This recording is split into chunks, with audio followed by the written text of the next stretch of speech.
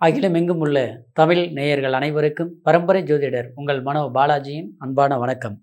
மகர ராசி அன்பர்களுக்கு செவ்வாய் பெயர்ச்சி பலன்கள். இந்த செவ்வாய் பெயர்ச்சி உங்களுடைய ராசிக்கு எப்பேற்பட்ட ஒரு மாற்றத்தையும் ஒரு முன்னேற்றமான ஒரு செல்வாக்கு எதிர்காலத்தையும் உருவாக போகுது அப்படிங்கிறத பற்றி தாங்க இந்த பதிவில் இப்போ நம்ம தெளிவாக பார்க்க போகிறோமுங்க. ஃபஸ்ட் டைம் பார்க்குறவங்களா இருந்தீங்கன்னா சப்ஸ்கிரைப் பண்ணி பெல் பட்டன் அழுத்தி ஆல் ஆப்ஷன் கொடுங்க. மகரம் சனி பகவானுடைய ஆதிக்கம் கொண்ட ராசி மகர ராசி. உண்மையானவர்கள், ரொம்ப கடும் உழைப்பாளிகள். அது மட்டும் கிடையாது, ஒரு விஷயத்தை எடுத்துட்டோம்னா எப்படியாவது சிரமப்பட்டு அதை சக்ஸஸ் பண்ணணும் அப்படிங்கிற ஒரு விஷயத்தில் தெளிவாக இருக்கக்கூடியவங்க தான் இந்த மகர ராசியில் பிறந்தவங்க.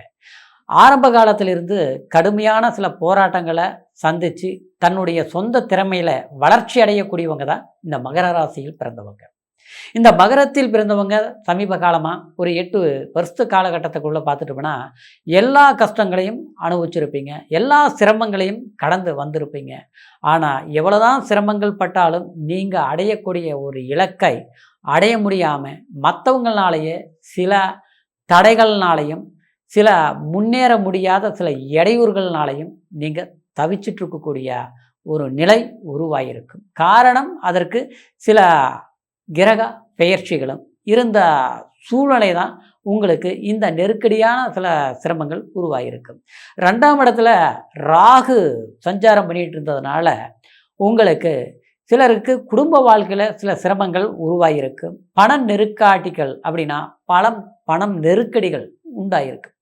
கைக்கு வந்த பணம் நமக்கு அது சில தேவையில்லாத விரயங்கள் பண்ணி கடைசியில் பார்த்தோம்னா ஒரு கடன் சுமைகள் அதிகரிக்கக்கூடிய ஒரு சூழ்நிலை உண்டாயிருச்சு. நம்மளுடைய பணம் நமக்கு உதவலை, அடுத்தவங்களை நம்பி நாம் இன்னைக்கு கஷ்டப்படுற ஒரு நிர்பந்தம் உருவாகிருக்குது இப்படிங்கிற ஒரு சூழ்நிலை. மகர ராசியில் பிறந்தவங்க எல்லாத்தை விட மன வாழ்க்கையில் சில குளறுபடியான சூழ்நிலைகள் உண்டாயிருக்கு.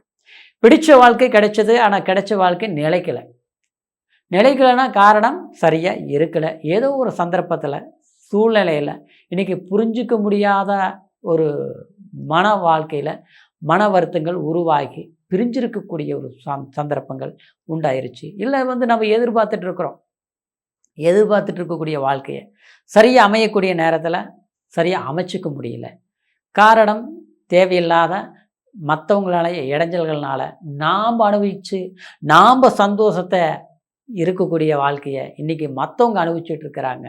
நாம் இன்றைக்கி பாதிக்கப்பட்டு உட்கார்ந்துட்டுருக்குறோம், சரிப்படுத்த முடியல அப்படிங்கிற ஒரு சூழ்நிலை எல்லாமே மகர ராசி அன்பர்களுக்கு சமீப காலத்தில் ஒரு மன வருத்தத்தை கொடுத்துருக்கும். இந்த நேரத்தில் செவ்வாய் பெயர்ச்சி உங்களுக்கு சாதகமான ஒரு வாய்ப்பை உருவாக்க போகுது. ஏன்னா கடந்த காலத்தில் பார்த்தோம்னா குரு உங்களுக்கு 6ஆம் இடத்துல இருந்து 7ஆம் இடத்திற்கு உச்ச பலத்தை அடைஞ்சிருக்கு. சனி பகவான் 3ஆம் இடத்தை அடைஞ்சிருக்கிறது நல்லது. இந்த நேரத்தில் செவ்வாயும் உங்களுக்கு சாதகமான ஒரு வாய்ப்பு. ஏன்னா செவ்வாய் உங்களுக்கு லாபாதிபதி, செவ்வாய் உங்களுக்கு 4ஆம் சுகஸ்தானாதிபதி. அப்போது 5ஆம் இடத்துக்கு போகும்போது குலதெய்வமே நமக்கு வழிவிட்ட மாதிரியும் குலதெய்வமே நமக்கு அருள் வாரி அள்ளி கொடுத்த மாதிரி. கண்டிப்பாக நிச்சயமாக மன வாழ்க்கை மட்டும் கிடையாதுங்க. சிலருக்கு எதிர்காலத்தையே நிர்ணயிக்க முடியாமல் தடுமாறி அப்படியே இருட்டு வீட்டில் உட்காந்துருக்கிற மாதிரி, ஒரு காட்டுக்குள்ளே கண்ணை கட்டி விட்ட மாதிரி, எல்லாமே புரியாத நல்லா போயிட்டு இருந்தது. திடீர்னு பார்த்தோம்னா எது எப்படி செய்கிறதுன்னா புரிய மாட்டேங்குது. ஒவ்வொரு பிரச்சனையும் தேடி வருது. மனசுலேயே அப்படியே ஒரு பதட்டமாக இருக்குது, ஒரு பயமாக இருக்குது. எப்படி பார்த்தாலும் ஏதாவது ஒரு பிரச்சனைகள் வந்துட்டுருக்கு. ஏன்னா ஆரம்பத்திலிருந்து நம்மெல்லாம் ஒரு தனிப்பட்ட மனிதனாக வந்தவங்க மகர ராசிக்காரர். எப்படின்னா, அதாவது பூர்வீக சொத்தை வச்சோ இல்லை நம்ம கூட பிறந்த ஒரு அண்ணன் தம்பி அக்கா தங்கச்சி இவங்களுடைய ஒத்துழைப்புலேயும் வாழ்ந்தவங்கலாம் கிடையாது. நம்மளுடைய ஒத்துழைப்பு தான் மற்றவங்களுக்கு. சரிங்களா? அது ஃப்ரெண்ட்ஷிப் வட்டாரத்துலேயும் அவ்வளோதான். சரிங்களா? எல்லாருக்குமே நாம் கொடுத்து தான் உபகாரம் பண்ணியிருப்போம். ஆனால் யார் கையிட்டையும் கை நீட்டி வாங்கி நாம் வளர்ச்சி அடைஞ்சிருக்கணும்னு சொல்கிறதுக்கெல்லாம் முடியாது. நம்மளுடைய உழைப்பே நமக்கு தங்கலை. அப்போது இன்றைக்கி எதுவுமே நமக்கு ஆரம்பத்தில் அவங்க கொடுத்து நம்ம வாழ்ந்துட்டோம், இல்லை இவங்க கொடுப்பாங்கன்னு எதிர்பார்த்துட்ருக்குறோம், அதெல்லாம் இல்லை. தன் முயற்சியில் சொந்த திறமையில் சாதிக்கக்கூடியவங்க. ஆனால் அப்பேற்பட்டவங்களுக்கு எல்லாமே சில சிரமங்கள் எல்லாம் வந்தது உண்மைதான். ஆனால் இப்போ இந்த 5ஆம் இடத்துக்கு செவ்வாய் போகும்போது கண்டிப்பாக படிக்கக்கூடிய மாணவி மாணவர்களுக்கும் நல்ல கல்வி உற்சாகத்தை கொடுக்கும். சரிங்களா? படித்து முடிச்சுட்டு வந்த ஒரு வேலைக்காக தேடிட்டு இருக்கிறவங்களுக்கு பிடிச்ச ஒரு வேலை கண்டிப்பாக கிடைக்கும். ஆனால் நம்ம ஒரு நல்ல கஷ்டப்பட்டு ஒரு படித்து இருக்கிறோம். ஆனால் அதுக்கு உண்டான ஒரு வேலை வாய்ப்பு கிடைச்சா தானே சந்தோஷமாக இருக்கும். சரிங்களா? இது வரைக்கும் ஒரு இன்டர்வியூ அட்டன் பண்ணுறோம். பார்த்தோம்னா first round okay, second round okay, third round okay, fourth round போயிடுச்சு. இப்படி தான் போயிட்டுருக்கும்.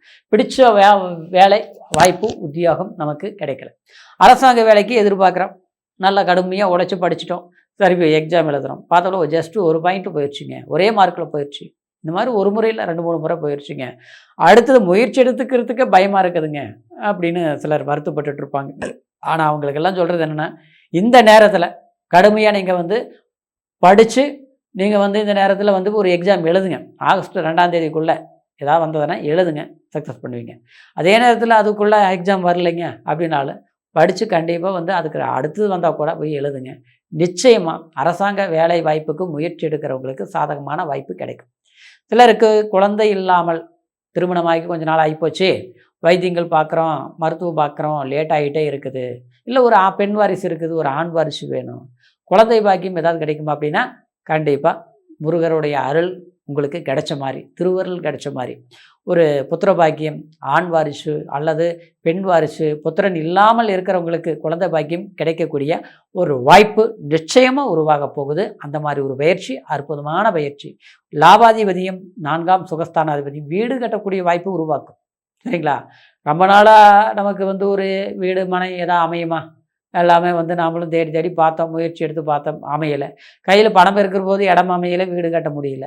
பணம் இல்லாத போது வாய்ப்புகள் வருது, முயற்சி பண்ணால் என்ன பண்ணுறது, நமக்கு தள்ளி தள்ளி போயிட்டு இருக்குது.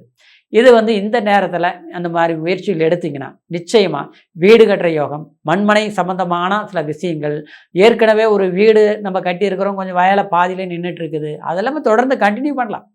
செய்யக்கூடிய நேரம் பணம் ஒரு லோன் போட்டிருக்கிறோம் வந்துடும். சரிங்களா?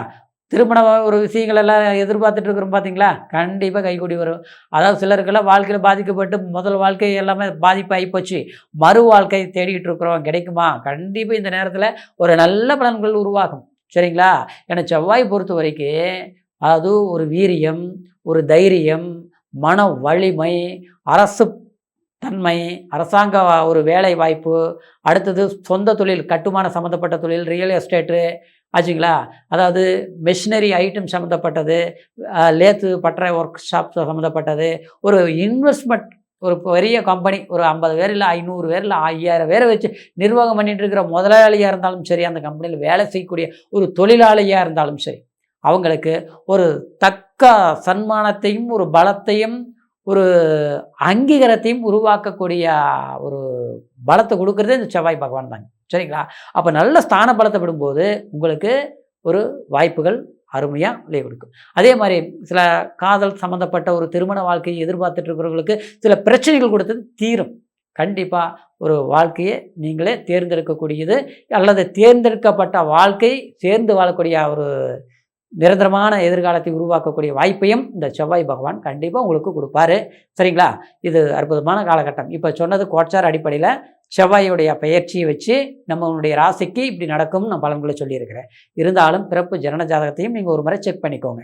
ஏன்னா ஜனன ஜாதகம் தான் உங்களுடைய லக்னம், உங்களுடைய தசாபுத்தி, உங்களுடைய அந்தரமும் சூட்சுமம், இது எல்லாமே சில யோகங்களை எல்லாமே நிர்ணயம் பண்ண முடியும். அதனால் உங்களுடைய ஜாதகத்தையும் ஒரு முறை செக் பண்ணிக்கோங்க. இது வரைக்கும் உங்களுடைய ஜாதகத்தை பார்க்காமல் இருந்து நம்மக்கிட்ட பார்க்கணும்னு நீங்கள் நினச்சிங்கன்னா கீழே இருக்கிற நம்பருக்கு ஃபோன் பண்ணி date of birth, time, place உங்களுடைய டீட்டெயிலை தெளிவுபடுத்தினீங்கன்னா கண்டிப்பாக உங்களுடைய ஜாதக பலன்களை முழுமையாக 100% கிளியராக தெரிஞ்சுக்கலாம். சரிங்களா? எந்த தேசத்தில் இருந்தாலும் சரி, ஆன்லைன் மூலிமா கூட அற்புதமான பலன்களை கேட்டு தெரிஞ்சுக்கிட்டு இனி வரக்கூடிய காலத்தை சரியாக பயன்படுத்துங்க. நிச்சயமாக மகர ராசி அன்பர்களுடைய எதிர்காலம் செல்வாக்கு மிக்க சிறப்பான ஒரு நன்மைகள் நடக்கும் அப்படிங்கிற ஒரு அற்புதமான ஒரு மாற்றங்களை எதிர்பார்க்கக்கூடிய காலமாக நினச்சி இந்த பதிவை உங்களுக்கு தெளிவுபடுத்தியிருக்கிறேங்க. மீண்டும் அடுத்த பதிவில் சந்திக்கும் வரைக்கும் நன்றி, வணக்கம்.